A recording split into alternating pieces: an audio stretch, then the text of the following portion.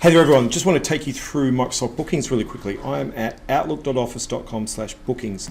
This is the home page of where you can set up your bookings page. Now I'm going to start from the bottom here with the business information. So you can put in the business name, you can define the hours, when it is that you're available, address, you want to put your email address in there if it isn't already, and you can also change the logo, the business logo if you want to there. The services just show which services that you want people to be able to book. I've got 3 different times there.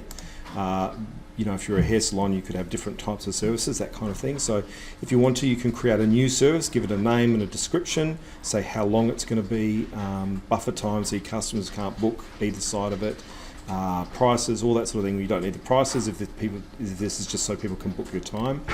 And go to modify and custom fields, which will just then collect the information that you want customers to be able to put in there. So you might not want these things here, but you see in mine I've got how can I help and where do you want to meet. So I've activated those and I've made those required, which means customers can't click on book until they've filled in those fields there. So it might just be an optional one, where do you want to meet. So you can add custom fields in here, which is really good. So I just go to add a question or a drop down question, and then they can be part of the booking form when people go on to book you. All right, so there we go. So the phone number will appear there for this new one that I've got, but it won't be a required one. So to make those changes, I'd click on OK, and then I'd save this one here. You can always go back as well to a previous one and hit the pen icon and edit any of the ones that you've got there. Okay. So next is staff. You can have more than one staff member here. This booking sheet is just for me, but you can add other people, which gives people the choice to book whoever they want at a particular time. It'll show the people who've already made some bookings with you here, or you can import as well contacts. So if you download your contacts into a CSV file, you can upload it and put them in there as customers.